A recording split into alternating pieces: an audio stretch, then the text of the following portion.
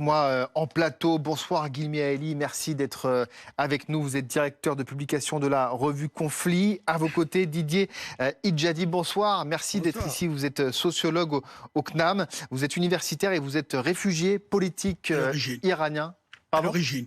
Ah, absolument, absolument. Merci en tout cas d'être ici. Bonsoir Manaz Shirali. Bonsoir. Vous êtes sociologue, vous êtes politologue, vous êtes spécialiste de l'Iran et toujours avec nous Richard Verly, journaliste pour le média suisse Blick. D'abord peut-être une première réaction à ce que a déclaré, en tout cas ce qu'a dit le chef du Hezbollah libanais, Hassan Nasrallah, qui expliquait bien, que quelles que soient les conséquences, il y aura une réponse iranienne, il y aura une réponse du Hezbollah. On l'écoute. Il ne fait aucun doute que la mort du leader Ismail Haniyeh est une grande perte pour le Hamas, la résistance palestinienne, le peuple palestinien et le mouvement de résistance. Cela ne fait aucun doute que ça nous fait de la peine et nous attriste. Mais c'est aussi une source de bonheur.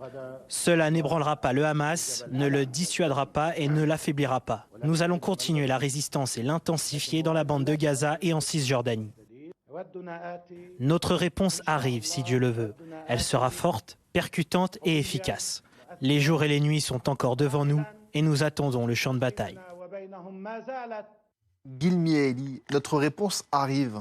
Est-ce que l'on sait précisément, justement, quand est-ce que ce sera cette réponse? En tout cas, moi, je ne sais pas. Et ce que j'ai lu, c'est que même en Israël et aux États-Unis, on n'est pas sûr. Et peut-être même que le Hezbollah et l'Iran essayent de faire à partir des citrons, des citronnelles.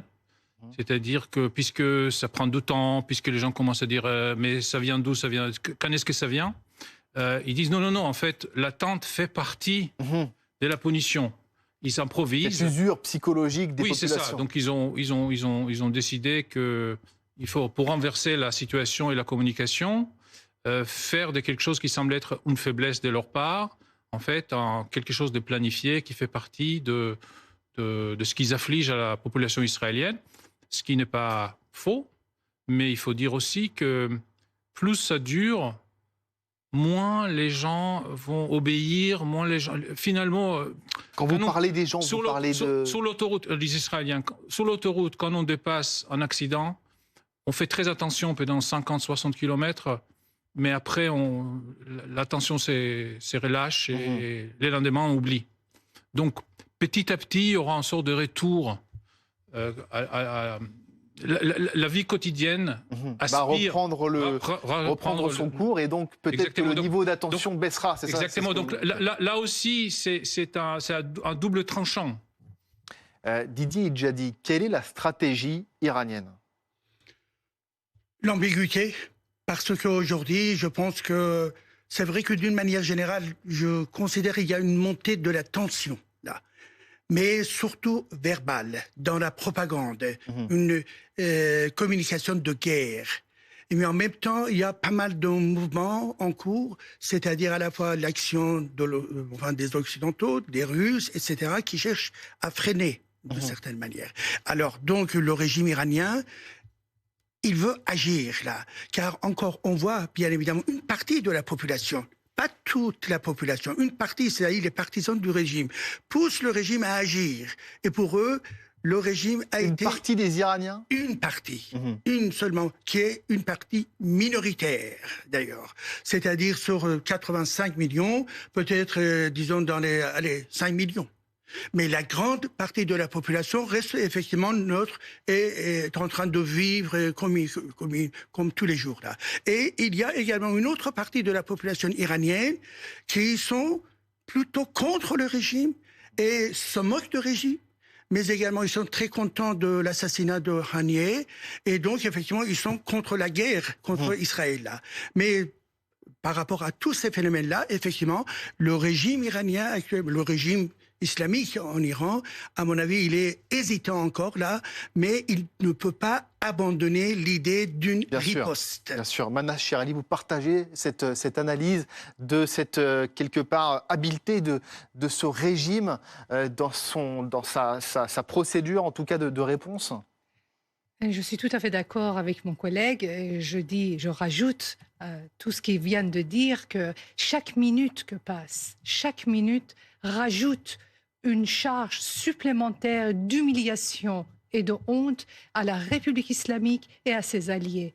Le chef des terroristes du monde a été éliminé et l'État terroriste de la République islamique, avec ses proxys encore plus terroristes que lui, n'arrive même pas à réagir. Chaque minute que se passe, il y a... C'est une humiliation vraiment supplémentaire. supplémentaire. Une humiliation supplémentaire, chaque minute qui se passe. Et pour autant, on a été habitué à une réponse généralement iranienne très calculée et très proportionnée. Écoutez, rendons les choses, rendons à César ce qui appartient à César. Ils sont très habiles dans l'art de la propagande, dans l'art des menaces. Pour proférer des menaces les plus fortes, ils sont très habiles. Mais leur capacité militaire, je ne pense pas qu'ils sont vraiment très habiles ou capables à faire face à une armée extrêmement moderne et super sophistiquée comme l'armée israélienne et l'armée américaine. On sera avec Jérôme Klech dans un instant, mais Richard Verly, sur cette notion-là, sur cette crédibilité. C'est cela aussi qui se joue du côté iranien, la crédibilité d'une puissance de feu dont on ignore finalement la consistance. Oui, au fond, il y a deux choses qui se jouent en ce moment. D'un côté, l'Iran essaye de constituer, sinon une coalition, du moins de faire comprendre sa position et de solidariser autour de sa future riposte un certain nombre de pays. Il y a quand même eu la visite de Shoigu, le secrétaire général du Conseil de sécurité russe, à Téhéran. La Russie a confirmé par cette visite son alliance militaire avec Téhéran, et j'ai lu dans la presse que des armements russes, notamment de protection antiaérienne, seraient en route pour Téhéran. Ça, c'est la première chose. Il y a une réunion de la conférence des États islamiques, si je ne me trompe pas, qui va avoir lieu demain mercredi. Donc il y a un jeu diplomatique de l'Iran qui, en gros, ne veut pas riposter seul ou de manière, disons, par surprise. Il veut d'abord bétonner un certain soutien diplomatique de la part de ses alliés. Puis il y a un deuxième jeu, c'est que si vous faites entrer dans une guerre le Hezbollah, les Houthis du Yémen, voire les milices chiites en Irak, il faut quand même coordonner tout ça. Et ça prend du temps. Ces groupes sont éloignés de l'Iran. Les liaisons ne sont pas simples. Elles sont espionnées, vous l'imaginez, par Israël, par les États-Unis. Donc moi, personnellement, je ne suis pas surpris que ça prenne du temps. Ça peut apparaître effectivement comme, je dirais, une perte de face énorme, voire ça bafoue le régime islamique iranien, mais c'est assez logique qu'il prenne son temps, précisément parce que vous le disiez, il faut qu'il trouve la riposte proportionnée qui ne déclencherait pas une guerre qu'il serait assuré de perdre. Je vous donne la parole dans un instant, mais on retrouve juste Jérôme Klech qui est en direct avec nous, consultant défense BFM TV. Jérôme, cette question finalement d'une coordination qui se met progressivement en place avec ses proxys, avec éventuellement aussi peut-être la participation de quelque forme que ce soit de la Russie, ça laisse présager une réponse intense, brutale de la part des Iraniens ? En fait, non, parce que le problème n'est pas tant militaire que stratégique. Militairement, l'Iran a tout à fait les moyens, qui plus est avec l'aide effectivement de l'armement russe. Vladimir Poutine a dit, puisque vous armez nos ennemis en parlant de l'Ukraine, on va armer les vôtres. Donc l'Iran a tout à fait les moyens militairement d'infliger des victimes, un impact significatif à Israël. Le sujet n'est absolument pas là. Il est sur la volonté de l'Iran d'infliger un tel impact. Parce qu'en fait, l'Iran, aujourd'hui, doit choisir entre sauver la face et donc, pour sauver la face, avoir un impact militaire, quel qu'il soit, en frappant de façon symétrique, comme elle l'a fait les 13 et 14 avril, par le biais du Hezbollah, des Houthis ou toute combinaison de ces modalités, et donc avoir un impact et sauver la face, mais déclencher une escalade à coup sûr, ou ne pas déclencher d'escalade, ne pas avoir d'impact et sauver sa vie, et sauver la survie du régime des mollahs. On en est là, en fait. Et donc, effectivement, comme ça a été dit sur le plateau, l'Iran se dirige vers une forme d'humiliation,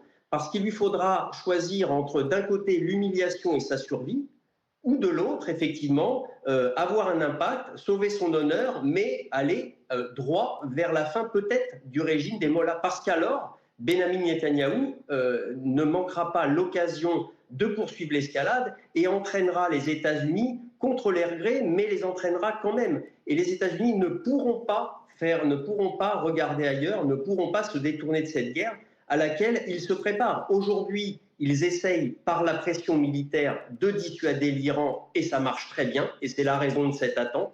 L'attente, encore une fois, est moins liée à la préparation de modalités qu'à la façon de s'assurer que, quelles que soient les modalités retenues, eh bien, l'impact ne sera pas jugé comme un casus belli par Netanyahou. Et là, il n'y a pas véritablement, en fait, de marge de manœuvre. Voilà véritablement où on en est. Et les États-Unis seront contraints, finalement, de faire cette guerre. C'est tout l'aléa moral de cette question stratégique. Alors, Manas Chirali, vous souhaitiez rajouter quelque chose, mais ce que dit Jérôme Klech est très intéressant, c'est qu'au final, si on traduit un petit peu son analyse, c'est que l'Iran est en train de perdre de toute façon sur tous les fronts.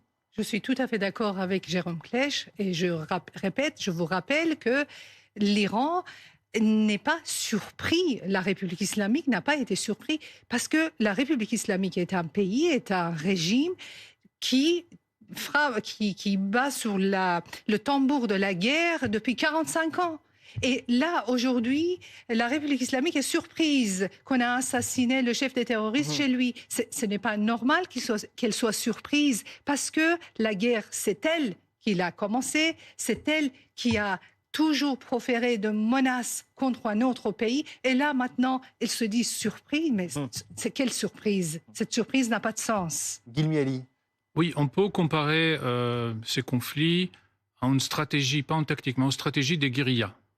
L'Iran essaye de tuer Israël par 1000 coupes, 1000 entailles. Mais on sait Petite, que... mais continue. Continue et surtout éviter la bataille rangée. Comme n'importe quelle force de guérilla, dès que l'armée régulière s'organise et se met à pourchasser la guérilla, eux, ils disparaissent soit dans la forêt, soit dans la montagne. Donc ici, stratégiquement, ce que les Iraniens essayent de faire, c'est d'envoyer leurs alliés, et d'ailleurs, ce n'est pas très coordonné, les Hezbollah n'a pas coordonné l'attaque contre Israël en 2006, et le Hamas n'a pas coordonné l'attaque du 7 octobre avec les Iraniens non plus, et on sait pourquoi. Parce qu'ils savent que les Iraniens sont complètement pénétrés et que les renseignements israéliens... Et on l'a vu justement ces derniers jours. Exactement. Donc, ils sont pas coordonnés. C'est pas l'OTAN, en fait. On n'a pas face à nous l'OTAN. On a quelque chose qui est plutôt un sort de bazar et des groupes semi-mafieux. Les Hezbollah, c'est aussi le trafic de drogue, etc., etc. Donc, c'est pas l'OTAN contre l'OTAN iranien. Le rapport de force est clairement différent. Exactement. Et le procédé... Exactement. Et donc, l'idée, c'est... Les voyous, quand la police arrive en nombre, ils disparaissent. Et c'est ça que les Iraniens essaient de faire maintenant. Didier Djadi. Alors, le premier point concernant la conférence des pays musulmans islamiques. Il faut savoir que le régime iranien, il n'est pas du tout aimé, apprécié par le monde arabe, par les régimes arabes. Et plutôt... Parmi les régimes arabes, il y a beaucoup d'entre eux qui sont plutôt favorables à Israël, même s'ils n'aiment pas, disons, l'État d'Israël. On parle de la Jordanie, de l'Égypte, bien évidemment, l'Égypte et tout ça, des monarchies et du Golfe Persique. Alors donc, pour cette raison, le régime iranien, il est isolé. Et d'autre part, ils sont conscients, ces régimes-là, que systématiquement, le régime iranien a toujours cherché des complots contre eux également.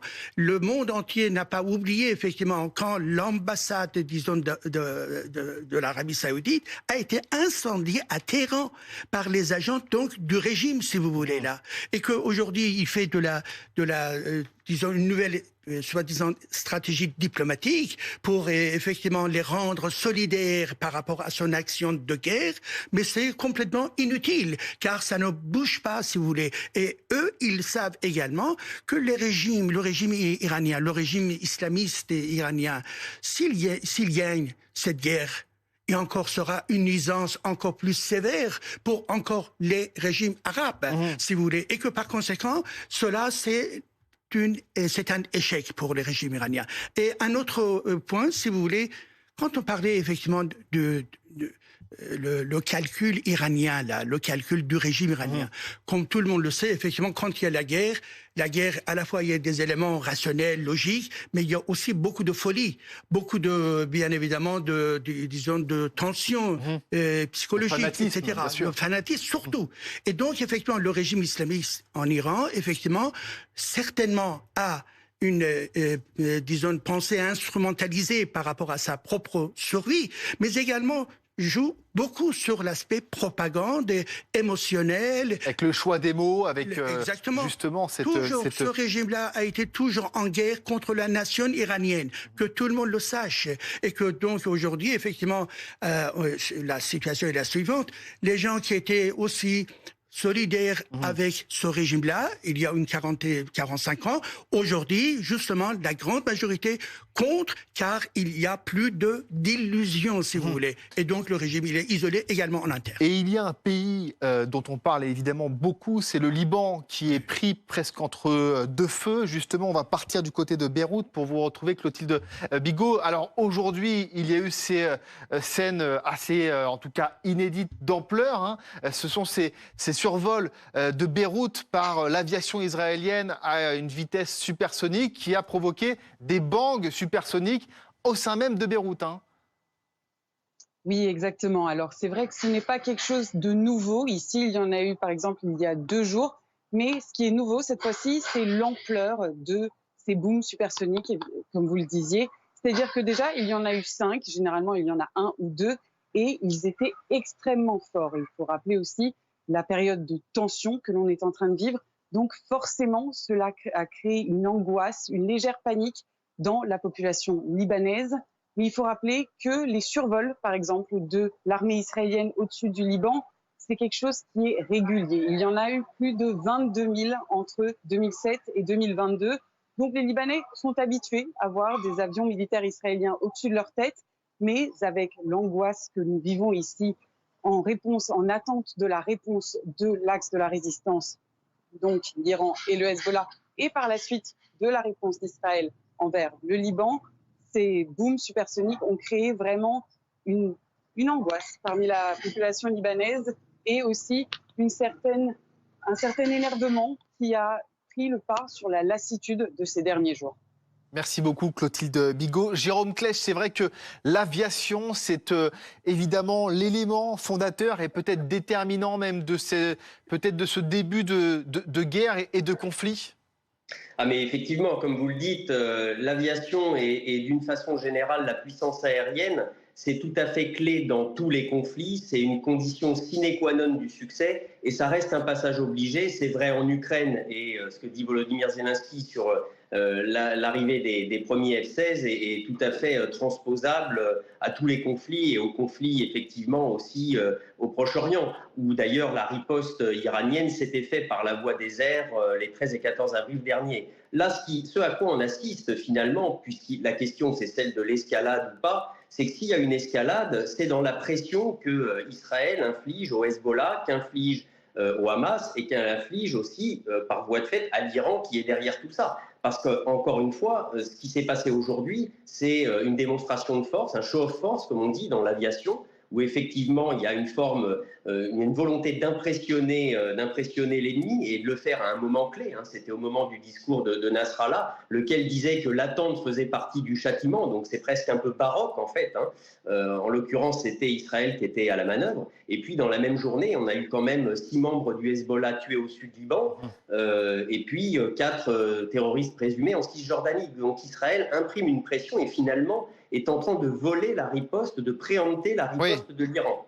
Oui, absolument. Et peut-être on va finir avec vous, Manaz Chirali, sur un point. Finalement, les populations, que ce soit les Libanais, les Iraniens et même parfois les Israéliens, ils sont aussi presque prisonniers de leur gouvernement. Ce sont les peuples qui sont pris en otage de ces gouvernants. Vous avez parfaitement raison de dire qu'il y a quand même une grande différence entre les populations et ces groupes et ces États comme la République islamique. Mais je peux vous dire, dans aucun des pays de la région, les gens ne sont pas aussi remontés contre leurs dirigeants que les Iraniens. En Iran, l'écrasante majorité des Iraniens détestent la République islamique, ne supportent plus les ayatollahs et ils veulent par tous les moyens, se débarrasser de ce régime. J'ai pu même entendre des Iraniens qui disent il faut que les Israéliens frappent pour qu'on se débarrasse de ces ayatollahs. Merci en tout cas à tous les quatre. Peut-être Guilmi Ali, vous vouliez rajouter très rapidement un... Oui, la stratégie israélienne au Liban depuis mai 2020, donc depuis le retrait, était d'essayer de séparer le Hezbollah de la population.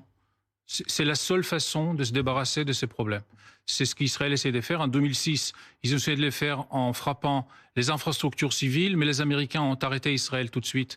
Et donc, il fallait improviser une autre stratégie qui a échoué, et Israël essaye d'éviter à tout prix une opération terrestre de grande envergure au Liban. Didier, en 20 secondes. En 20 secondes.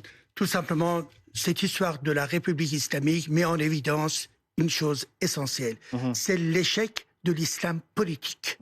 Et donc, effectivement, l'islam politique, pour nous... cette révolution de 1979, qui est vraiment le point de départ. Exactement. C'était une révolution réactionnaire contre la démocratie et la liberté, et que cette révolution réactionnaire a continué jusqu'à maintenant. Et au bout de 45 ans, il faut annoncer que pour les Iraniens, il n'y a plus d'espoir dans ce régime-là. Heureusement, c'est parce que l'islam politique, chez nous, il est mort. Il est vivant en tant que régime de la République islamique. Mais comme espoir dans la tête des gens qui cherchent à motiver les gens, c'est terminé en Iran. Merci en tout cas à tous les quatre d'avoir participé à ce débat. Merci également à Jérôme Klech et à Clotilde Bigot. On y